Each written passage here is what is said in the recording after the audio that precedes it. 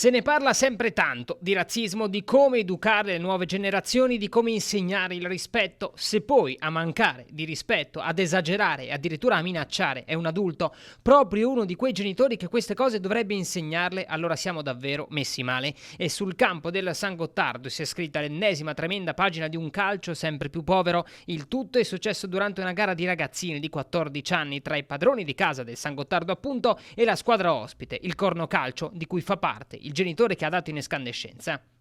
E a parlare ai nostri microfoni è proprio Tonino Libri, il presidente del Corno Calcio, società affiliata alla Virtus Corno.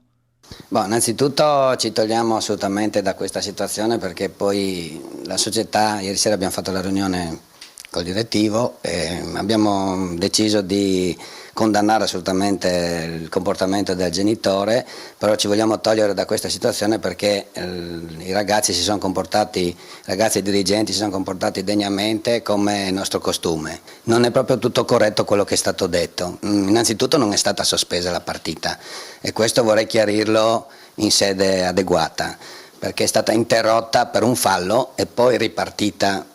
Di sicuro ci possono essere state delle provocazioni, come spesso accade, ma ciò non può e non deve giustificare la serie di minacce e di insulti razzisti proferite dal genitore nei confronti del ragazzo di origini marocchine della squadra del San Gottardo. È solo l'ennesimo episodio e sperare che non capiti più, forse ora è anche inutile. Urgono rimedi forti, sanzioni esemplari. La multa di 600 euro per la società Corno Calcio verrà tra l'altro probabilmente pagata dai genitori, con il protagonista che sembra essersi pentito. Basterà?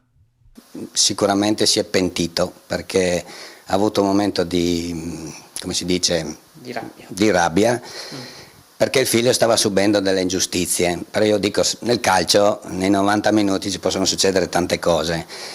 La nostra intenzione è di non pagarla, ma no, cioè nel senso che se c'è un buon senso, chi ha fatto l'azione Dovrebbe pagarla lui. Esatto.